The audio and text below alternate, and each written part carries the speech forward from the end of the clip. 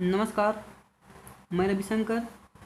आज हम लोग क्लास 12th केमिस्ट्री एल्कोहल का पार्ट 9 पढ़ेंगे। पार्ट 9 में हम मेथिल एल्कोहल बनाने की प्रयोगशाला विधि को कवर करेंगे। तो मेथिल एल्कोहल बनाने की प्रयोगशाला विधि पढ़ने से पहले सबसे पहले हम इसका थोड़ा सा इंट्रोडक्शन ले लेते हैं। तो इसका निर्माण सर्वप्रथम बायल ने लकड़ी के भंजक आसवन से किया था। यह सरलतम मोनोहाइड्रिक एल्कोहल है, अतः मेथेनॉल को कास्ट स्पिरिट या कास्ट नेप्था भी कहते हैं। तो ये था मेथिल एल्कोहल का एक्स्ट्रा इंट्रोडक्शन, जिससे बायल ने लकड़ी के भंजक आसवन द्वारा सबसे पहले किया था मेथिल एल्कोहल का निर्माण। अब लैब मेथड के बारे में बात करें, जैसे ग्राफ में दिखाया गया है। तो ग्राफ के अनुसार ही हम लैब मेथड के बारे में, जो इसकी भाषा होती है यानी कि थ्योरिकल होता है, इसी की सहायता से लिखते हैं। तो सबसे पहली बात आप ध्यान दें कि जैसे ग्राफ बनाया गया है, ग्राफ के अनुसार ही हम इसकी थ्योरी को लिखेंगे।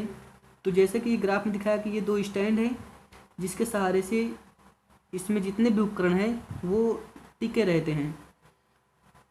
तो ये बर्नल है और ये जाली है और ये गोल पेन के फ्लास्क में क्लोरो, मीथेन और पोटेशियम हाइड्रोक्साइड का मिश्रण भरा हुआ है।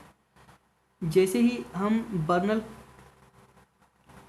के द्वारा जाली की सहायता से इस सांद्रण को गर्म करते हैं, तो यह एक निश्चित टेम्परेचर पर इस परख नली से गर्म वाष्प निकलने लगती है और इस परख नली से होती हुई संघनित में जाती है। संघनित इस गर्म वाष्प को ठंडा करके इसे एक बाहरी जार में एकत्रित कर लेता है, जिसे आवश्यकता के अनुसार बैलेंसर लगाकर हम अलग कर लेते हैं। तो इस प्रकार से मेथिल एल्कोहल का निर्माण होता है। तो चाहे तो मैं यहाँ पर भाषा लिख दिया हूँ और चाहे तो आप उससे भी लिख सकते हैं। तो प्रयोगशाला में मेथेनॉल बनाने के लिए चित्र के अनुसार उपकरणों को व्यवस्थित कर लेते हैं, जैसे चित्र में उपकरण लगाए गए हैं, तथा गोल पेंदी के फ्लास्क में मेथिल क्लोराइड तथा पोटेशियम हाइड्रोक्साइड को बर्नल की सहायता से बालू उष्मक या जाली की सहायता से गर्म करते हैं, जिससे गोल पेंदी के फ्लास्क से गर्म वाष्प निकलती है, जिसे संघनित की सहायता से ठंडा करके एक अन्य जार में एकत्रित कर लेते हैं तथा आवश्यकता अनुसार जार में बैलेंसर लगा करके मेथिल एल्कोहल को निकाल लिया जाता है। तो इस प्रकार से मेथिल एल्कोहल का निर्माण करते हैं। अब रिएक्शन की बात करें तो यहाँ पर मेथिल क्लोराइड है, यहाँ पोटेशियम हाइड्रोक्साइड है, जली होता है ये। तो यहाँ से पोटेशियम सीआर को लेकर निकल जाएगा, OH आकर यहाँ जुड़ जाएगा, तो ये बन जाएगा क्या, मेथेनॉल यानी मेथिल एल्कोहल। तो आप यहाँ से स्क्रीनशॉट लेकर इस चित्र को, ग्राफ को बना सकते हैं।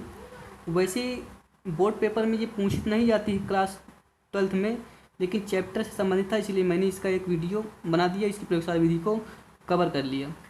तो अब अगला पॉइंट है मेथड। जो इसके अन्य मेथड हैं, यानी कि अन्य मेथड से भी आप वही ग्राफ बना करके मेथिल एल्कोहल प्राप्त कर सकते हैं। तो जैसा कि इसमें दिखाया गया है, मेथिल एल्कोहल या मेथेनॉल के निर्माण की विधियाँ। तो फार्मिलडिहाइड के अपचयन से, फार्मिलडिहाइड के अपचयन से आप एल्कोहल प्राप्त कर सकते हैं।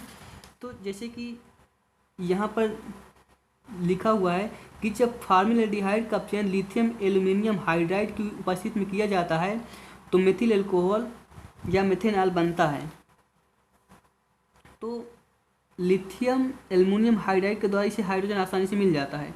तो जैसे कि फार्मिलडिहाइड का जो स्ट्रक्चर होता है, ये कार्बन है, इसके डबल बॉन्ड के साथ ऑक्सीजन जुड़ा हुआ होता है, और यहाँ पर H और ये H। तो ये फार्मिलडिहाइड की संरचना है। जब इसको हाइड्रोजन के साथ अभिक्रिया यानी कि अपचयन कराया जाता है लिथियम एल्यूमिनियम हाइड्राइड के द्वारा, तो होता क्या है कि इसका ये पाई बंध टूट जाता है, सिग्मा और पाई, तो पाई बंध टूट जाता है। तो होता क्या है कि यहाँ से ये H और यहाँ से इसकी वैलेंसी इधर हो गई, इसकी वैलेंसी इधर हो गई। तो अब ये वैलेंसी रूप में आ गई, तो एक एक हाइड्रोजन यहाँ पर लग जाते हैं।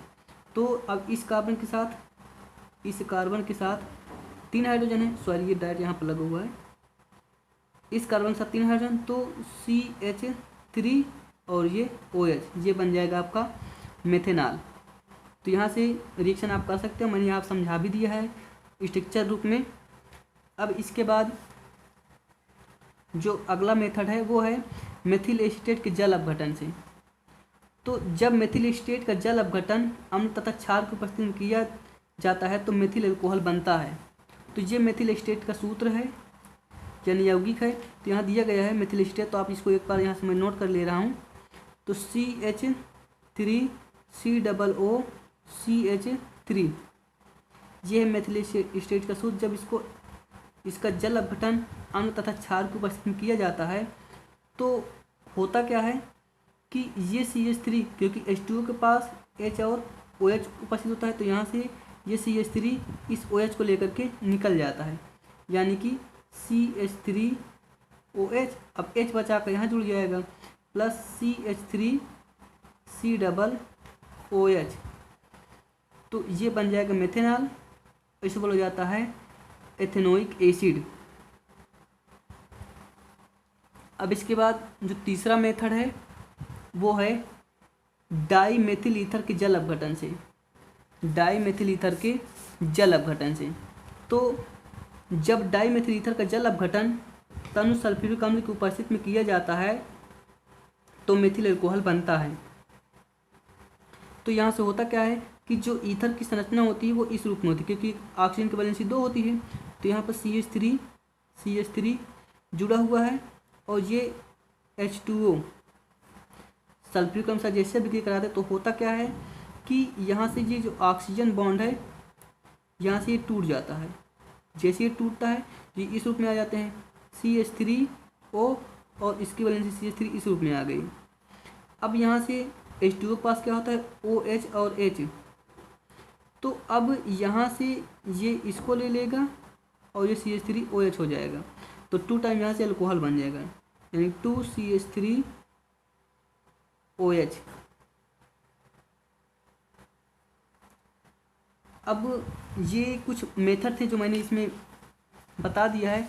अन्य मेथड बुक पे दिए गए हैं, आप वहाँ से नोट कर सकते हैं। और जितने मेथड है आप उसको अपनी नोट्स पर बना करके अच्छे से रिवीजन करें। और जितने भी और मेथड हैं मैं अगले वीडियो में उसको भी कवर कर दूंगा। तब तक आप जितने मेथड और प्रयोगशाला विधि बताई गई है आप इनका अच्छे से रिवीजन करें। धन्यवाद।